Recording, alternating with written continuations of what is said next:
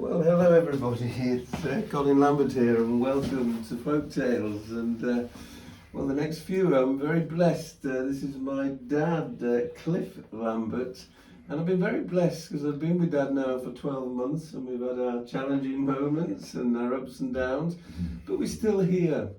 And I really do feel blessed because to be able to get to spend time with your dad, quality time, and talk, and hear his life story really, has been an absolute blessing.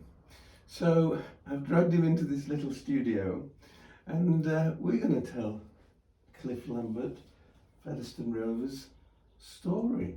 Now, Dad was born in Hillam, but very quickly moved to 9 Robins Terrace, Featherstone. Mm-hmm. Tell me about your mum and dad, please. Anyway, hello, Dad. Hello, Dad. Yes, when we moved from Hillam to Featherstone, we were 100 yards from Gordon Street School, and I was just big enough and old enough to go into juniors, and I was picked on quite a bit. Colin Anderson? Colin Anderson? Yeah, Colin Anderson was the main leader of the school group, and if he didn't like you, then nobody liked you. And so you were bullied? I was bullied at that period in time, and it's strange how rugby and the army improved my defences, if you like, right. And so you were, to fight back. So you were 9 years old when the war started? Yes. And your dad went off to Kent. Tell me a bit about your dad. My dad and Featherstone group, a group of men from Featherstone, went down to Devon into Kent. Kent, yeah. And were putting fires out. The doodlebugs were, Germans were sending what we call doodlebugs. Right, so hang on, at this point, you're in this little terrace house, 9 Robins Terrace. You've got your mum, you've got 2 young sisters, right? Yeah. How did you manage? I mean, were you having to do all the jobs and?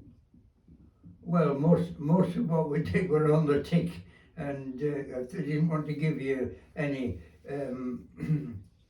credit, then you used to have to starve, and my job soon developed into a gardener and growing virtually everything we wanted, and also breeding rabbits. And I bred rabbits, and we used them for the food. So you were in this little terraced house, mum, 2 sisters, school across the road. You were having to do an allotment. You had no hot water and an outside toilet. Yes, that's correct. An outside toilet, and the dustbin was a building 10-foot square with a arch door on inside, and coal house. Yeah. No, this is what dustbin. You didn't have a dustbin. You had a dustbin area where you throw all your dustbin into this area, and then somebody come to shovel it out. Oh, really? And it was, I've never seen, well, it was a norm then, but as years rolled by, you then found dustbins being placed to put your rubbish in. And so you're in this tiny house, you've got the war, you're breeding rabbits, and you got this funny nickname at school, didn't you? Fishy. Fishy. Fishy, because I smelt. And the girls didn't want to know me. Most of the activity in the school was boys and girls, whatever age the boys and girls were, so showing one another what they've got and what they haven't got. And so, did you have a bath, or what? I mean, how did you get washed? Well, the only time I had a bath was when we went to swimming baths, and we used to go once a week to swimming baths. And then when we had some water, but the girls used to get into the water first, and then I had to get into the bath afterwards, and that would be once a week. Oh, that was the tin bath outside. Yes, yes. So you'd have to boil a kettle. And then... No, it were like a boiler that were part of the fireplace. Ah, a gas boiler. No gas. The gas was the lighting, Oh, was it? little gas mantles. Right, okay. But you didn't have gas in fireplace. You had coal or coke or whatever you could, wood or anything you could get. And you had a fire in the kitchen, but with a metal container, part of the structure. The Swung water round, didn't it? Yeah. I can remember used that. to get And so you left school at 14? 13. 13, 14. And then you had a job in a boot and shoe repair place in Pontefract. But then you very quickly got a job at the Yorkshire Copper Works in Leeds. No. I worked at the Ponty Barracks. Used to go along Empty Lane on a bike. Yeah. And there were two of us that set on, and they were showing us how to put a sole on, and then you to carve most of the leather off, and then sand it off to make it smooth. Yep. Then you'd paint it with the dye to make the leather then look same colour as the shoes or boots. And we'd been doing it 2 or 3 months, and the lad that was with me had slipped up and painted a pair of brown shoes black, and no arguments. They just sacked him, telling me to get home. Oh. So I said, if he's going home, I'm going home. So I walked home with him, got on bike and walked home, and then I applied for a job. I was 14 then. I left school at 13, with my birthday being the end of January. And by end of January 14, I'd gone to Copper Works.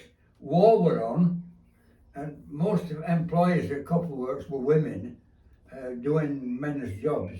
And I got a push bike. I had a push bike, but it wasn't much cop. So we upgraded best way we could by pinching off one bike and putting on another bike. And so we then both of us got a job at Copperworks, and we used to bike there on the morning. That's about 10 miles, isn't it? Yeah, we used to set off at 6 o'clock in the morning. Bus used to come at 6:30, and we'd be halfway there by then, and we used to log in at back of bus and help bus wind help to slipstream. Slipstream, yeah. Wow. And never any accident or anything. We got on well. So the only problem was when it was raining, you used to get all rain coming off wheels of bus. Okay, so by 14 then you were in the tool room, weren't you, at the Copper Works? Yeah, looking after dies and plugs and bars. Mm. Anybody that knows how you make tubing from a shell, 74 millimetre copper tube that had been cast as a tube, and then you used to stretch it, draw it, and make it thinner and thinner until you got it down to. And that would be the copper tubes you see in most people's homes. Yeah. Okay, so you're doing both of those things. Now, had you discovered rugby then? No, it was. You mentioned the Jubilee. You'd all go down to the Jubilee. There was a match on between Hunslet and Leeds, and in 2 minutes I'll have remembered the name. Someone took you to watch the game? Nobby. Not Styles.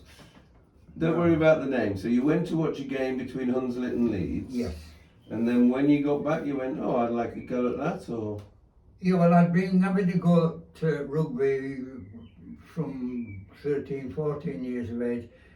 One mass of Featherstone young lads all used to team up with the older lads down on Wakefield Road. Jubilee, playing fields. Jubilee Fields.